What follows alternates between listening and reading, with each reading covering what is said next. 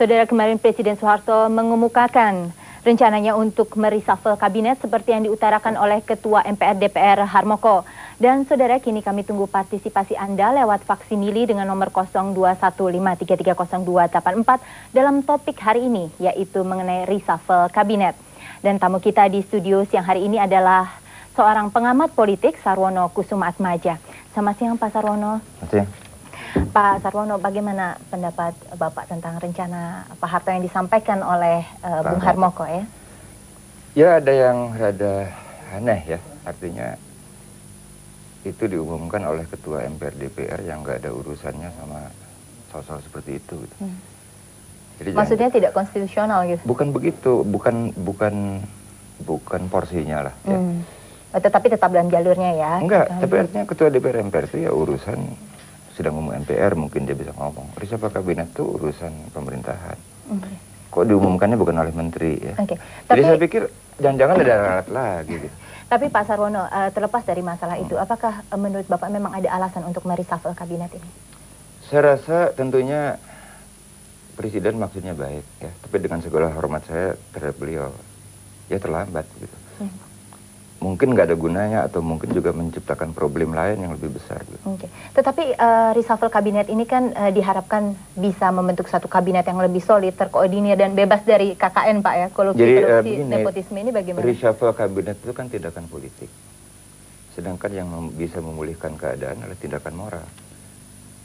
Jadi menurut saya sih ini pertama ya, jangan-jangan diralat, jangan-jangan cuma nambah orang. Tapi menurut Bapak sendiri... Tapi kalau dilakukan pun, ya saya, dengan segala hormat saya kepada Presiden, ini seperti yang dikatakan oleh banyak pengamat lain juga bilang, ini gimana? Tapi evaluasi Pak Sarwono sendiri terhadap kabinet yang kemarin Pak, yang baru berjalan kurang lebih 2 bulan ini bagaimana? Ya itu, artinya kalau mau bikin kabinet bagus, waktunya ya habis sidang umum itu. Gitu. Gitu. Terus sekarang sih udah... beralih isunya tidak lagi di politik tapi moral, karena kita berhadapan dengan isu moral. Dan saya juga ya kayaknya nggak boleh terus terang ya, jadi mesti pakai bahasa sandi gitu kan ya. Jadi gini lah, pakai analogi gigi lagi ya. Reshuffle tuh tambah gigi gitu. Ya, jadi sedangkan kita nih perlu cabut itu gigi supaya gigi baru bisa tumbuh gitu. Jadi reformasi itu hanya bisa dilakukan misalnya ya kalau kita mengambil tindakan yang moral, yaitu cabut gigi itu. Gitu. Tapi Pak, kalaupun misalnya sebelum mencabut gigi itu Pak ya, kita mencoba mereshuffle, memperbaiki dulu Pak, menambal ya.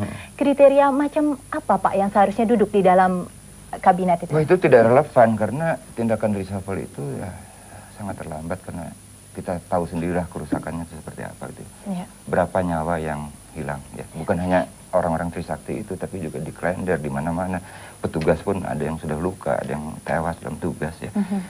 Kemudian bank gitu, gimana, saya bukan ahli moneter, nggak ngerti saya, cuman kayaknya sih mereka problemnya sangat besar. Lantas orang-orang asing itu udah pada cabut semua. Tapi Pak Sarwono, beberapa orang atau bahkan banyak kelompok yang menyuarakan tentang salah satunya adalah isu reshuffle kabinet. Ini paling tidak kan sudah menjawab Pak? Ya mungkin orang yang cuman mikirnya politik sih akan merasa terjawab dengan reshuffle, dan nanti yang masuk juga orang-orang yang pikirannya cuma politik melulu gitu. Tapi masalahnya udah masalah moral. Tapi paling tidak Pak, ini kriteria seperti apa yang menurut pandangan ini atau visi Bapak yang pantas? Jadi begini, kalau tambal gigi udah bukan jawabannya, kita nggak usah diskusi tentang soal tambal menambal gigi itu. Gitu. Satu-satunya tindakan efektif adalah tindakan moral, yaitu cabut itu gigi karena dia udah menjalarkan penyakitnya kemana-mana, ya udah telat. Dan supaya gigi baru itu bisa tumbuh.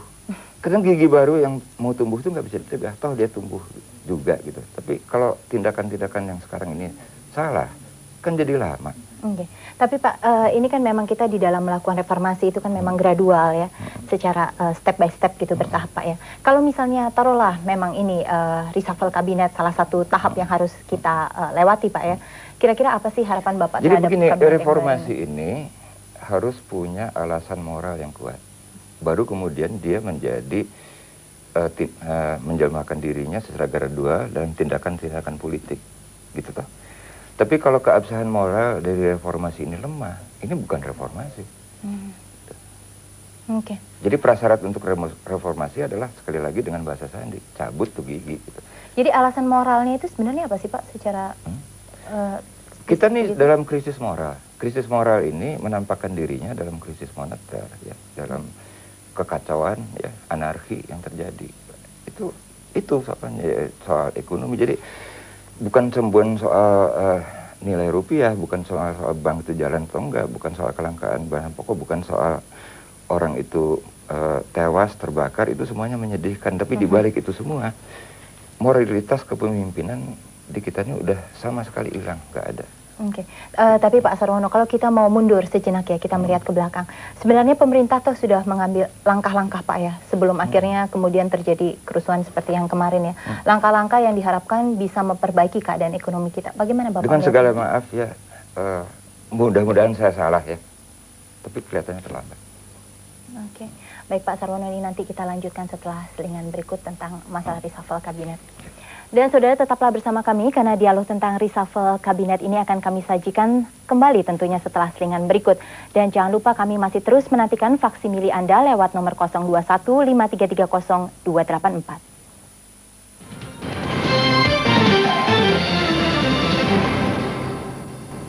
Saudara, Anda masih bersama Liputan 6 SCTV dengan saya Ira Kusno dan juga Bapak Sarwono Kusuma Atmaja dalam topik reshuffle kabinet. Dan Pak Sarwono, sekarang kalau kita bicara tentang isu reshuffle kabinet ini Pak, ini kira-kira bagaimana dampaknya secara politis Pak? Ya, saya rasa reformasi itu hanya bisa dilakukan oleh orang yang dalam posisi bersih gitu ya. Dan kalau itu prasyarat itu tidak dipenuhi ya maksudnya mungkin baik tapi nggak bisa nolong, malah akan bikin problem lain yang mungkin dia orang itu sendiri nggak duga gitu. Tapi biar bagaimanapun juga sekarang kita Pak, bangsa ini kan sudah sepakat bahwa akan melakukan reformasi secara gradual dan juga konstitusional ya Pak ya. Dan ini dianggap mungkin salah satu jalan menuju ke arah situ. Ini ya, bagaimana cabut Pak? Gigi juga konstitusional gitu. Gitu. Okay. Apa saja yang baik untuk kesehatan bangsa ini ya konstitusional. Okay. Pak Sarwono, kalau tadi saya bicara tentang dampak politis, ini bagaimana kira-kira dari luar negeri? Karena terus terang kita sudah jadi bulan-bulanan pers asing ya Pak, terus-menerus ini. Apakah kira-kira akan memberikan sesuatu yang lebih baik begitu Pak? Nah ini kan namanya reaksi market ya. Kita tunggu aja, tapi saya rasa kalau saya perbandingkan kejadian yang sama di tempat-tempat lain, reaksi market tuh saya khawatirnya negatif. Nah mereka udah pada berbondong-bondong pulang sekarang. Tapi kita harus tetap optimisnya Pak ya, biar bagaimanapun juga kita harus lolos dari krisis ini Pak. Salah satunya betul. Tadi meletus hari Kamis yang lalu Pak ya. Kalau misalnya ada persiapan untuk cabut gigi, saya akan optimis. Tapi kalau cuma tambal-tambal gigi, saya akan ya kesian saja sama orang yang mencoba menambal gigi itu nggak ada gunanya.